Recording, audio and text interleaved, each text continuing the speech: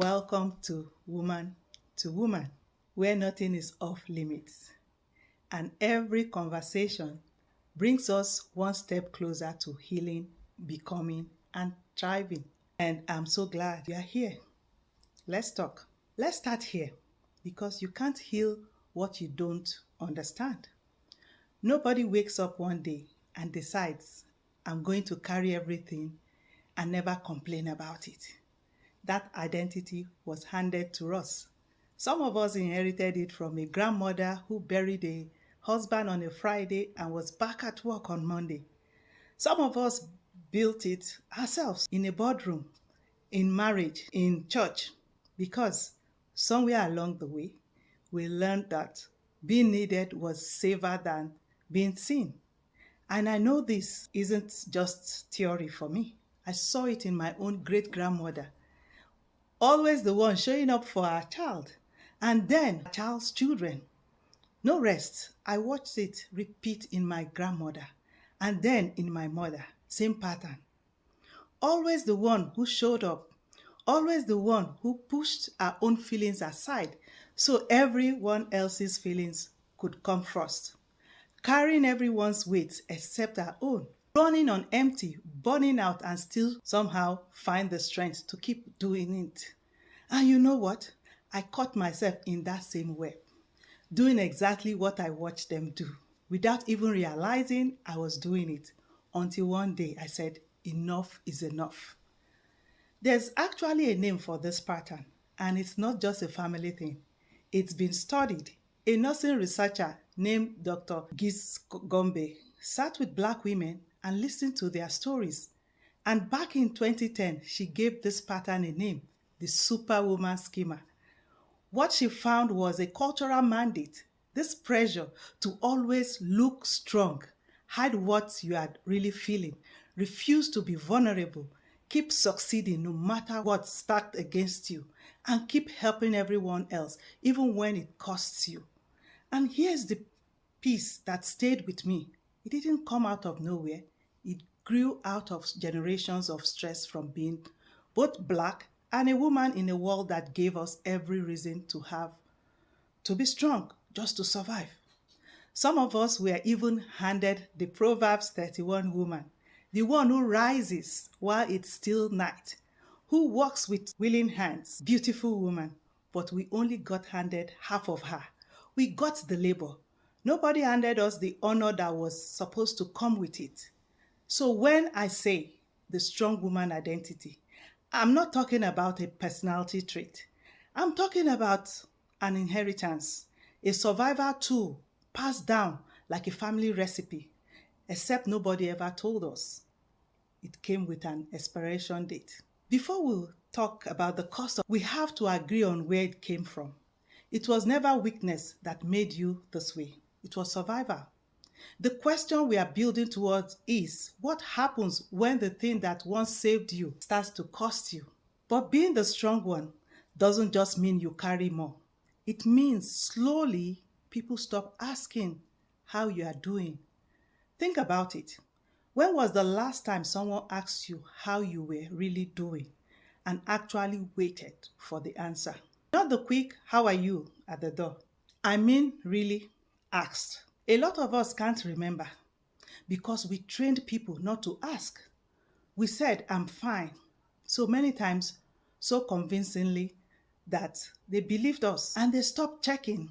You know that moment in a meeting, you say something, nobody responds, and 2 minutes later, someone else says the exact same thing, and everyone nods like it's brand new. That's not just you being sensitive. That's a real studied pattern. Being in the room, contributing, holding everything together, and still being the one people don't quite register. Not remembered, not credited, present but somehow not seen. Now, put that next to what we already talked about. That pressure to never let the mask slip, to keep it together no matter what. Research has it that pressure to never let the mask slip, to keep it together no matter what. There's real research on the anxiety that builds up underneath that mask too. And what is found is heartbreaking. A lot of us don't even feel like we are allowed to ask for help with that anxiety. People were supposed to be the strong one. So you are not just invisible to other people anymore. You start to go invisible to yourself. You stop checking in on you. That's how it happens. Not one big moment, 1,000 small ones. Every "I'm good" you didn't mean.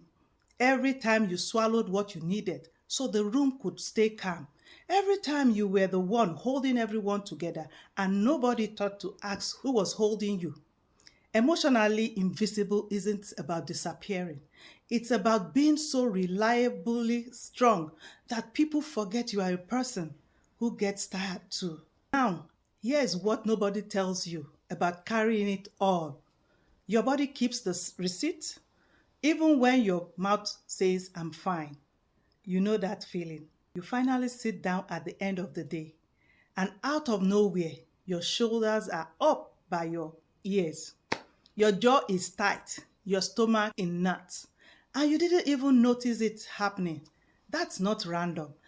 That's stress that had nowhere else to go. So your body held it instead. Or think about this one. Something happened in the family, a crisis. Someone's sick, someone's grieving, someone needs picking up off the floor.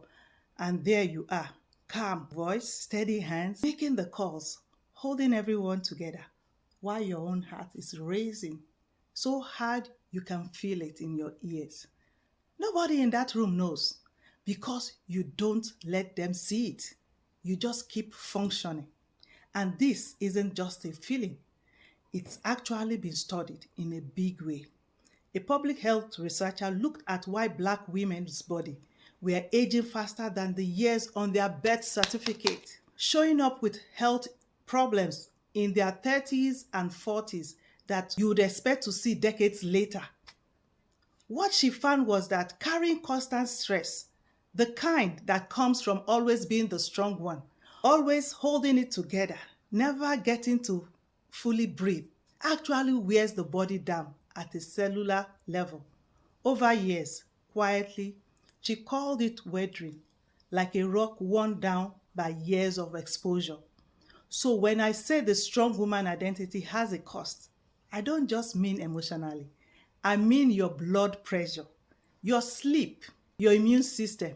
Your body's been sending you invoices for years. Headaches, tensions, exhaustion, that a good night's sleep doesn't fix. And most of us have been marking them paid without ever opening the envelope. This is the part where I need you to hear me clearly. Your tiredness is not weakness, and it's not you being dramatic. It's your body telling the truth. Your mouth has been too disciplined to say. And that performance doesn't stay in your body. It spills into everything you touch.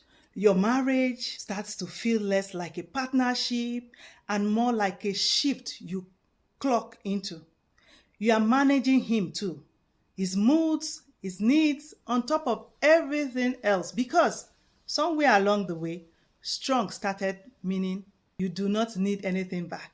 So he stopped asking if you are okay, not because he doesn't care, because you trained him not to. Your friendships thin out the same way. You are everyone's emergency contact.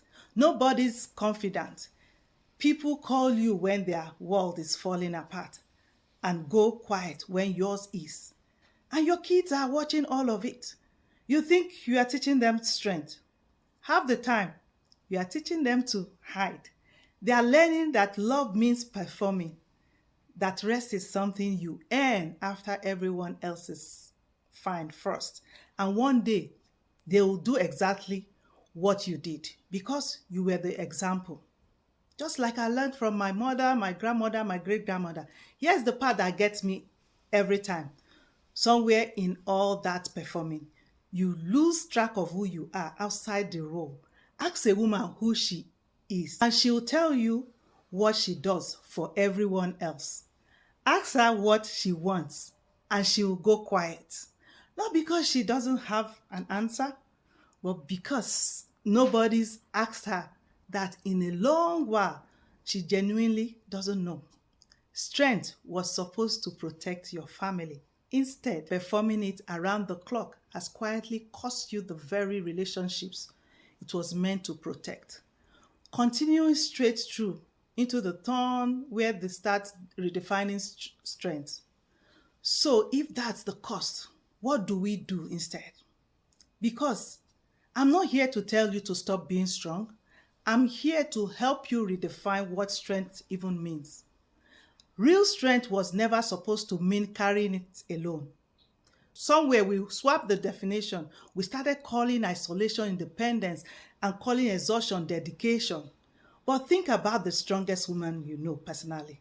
Not the internet version, the real one in your life.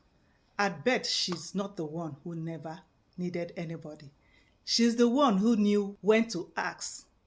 There's a verse that's carried me through this exact rewrite, where it says, His grace is enough because His strength shows up fully in our weaknesses. Read that again. Not despite your weakness in it. That's the opposite of everything the strong woman identity taught us. It taught us strength means no cracks showing.